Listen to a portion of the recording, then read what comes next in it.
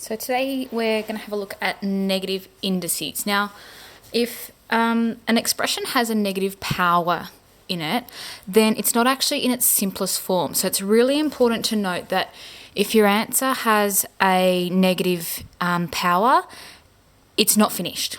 Okay, so we've got a couple of laws here today that help us get rid of the negative index in any terms.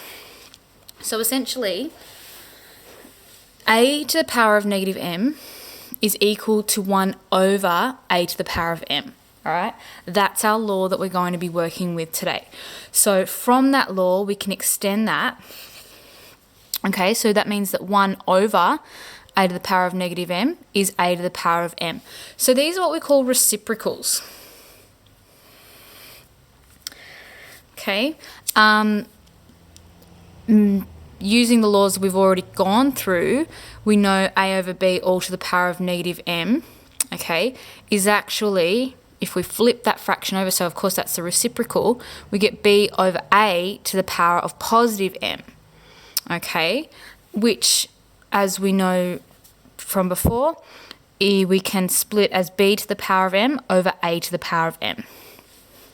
Okay, so a to the power of negative 1 is actually the reciprocal of a to the power of 1, which is 1 on a. So we can rewrite a to the power of negative 1 as 1 on a.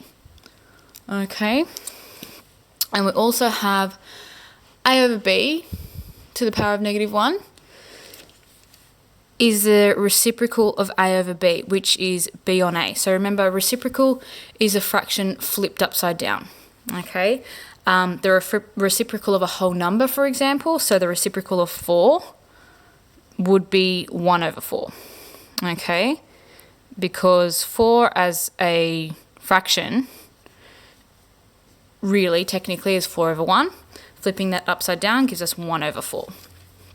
Okay, so a few examples we can go through. Expressing with positive indices. So x to the power of negative 2, simply we use our law that states if we put it 1 over, our power becomes positive. Okay, really straightforward. So if we have 3a to the power of negative 2, b to the power of 4, we want to express this only with positive indices. That means 3 already has a positive index of 1, which we can't see, of course. B already has a positive index of 4. So they're actually going to stay on the top of our fraction, and we're just going to move a to the power of negative 2 to the denominator so that 2 becomes positive. Okay, so it's going to look like 3b to the power of 4 over a to the power of 2.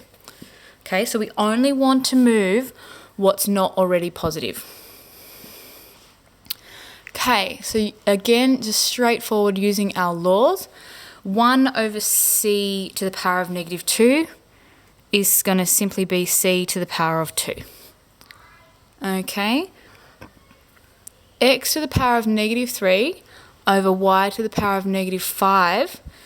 Okay, they're both negative. So if we get the reciprocal or flip it upside down, they're going to both become positive. So we would have, instead of x being on the top, we've got y on the top. So y to the power of 5 over x to the power of 3.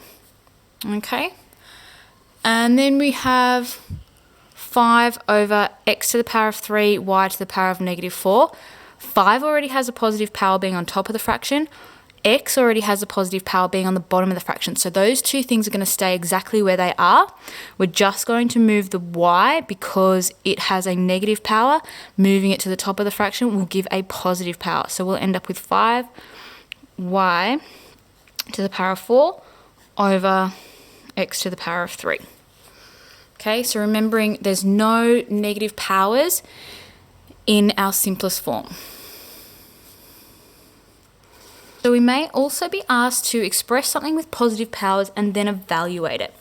So 3 to the power of negative 4 we can write as 1 over 3 to the power of 4, which as a basic numeral is going to be 1 over 81, because 3 to the power of 4 is 81.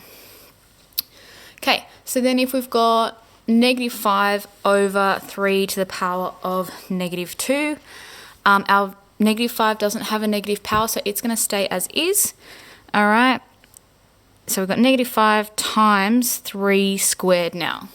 All right. Hopefully you can see 3 squared is 9. Negative 5 times 9 gives us negative 45. Okay, so the last example I'll take you through today is 2 on 3 all to the power of negative 4. Remembering if we take the reciprocal of that fraction, so 3 over 2, our power becomes positive. All right, which we can then split. So we then have 3 to the power of 4 over 2 to the power of 4, which becomes 81 over 16. Okay, remember, if we're asked to evaluate, we need to express our answer as a basic numeral or as a number. Okay, not with any powers in it. Hopefully that was useful to you. Give it a thumbs up if it was. Remember to subscribe to my channel, and you'll be notified when I upload new videos.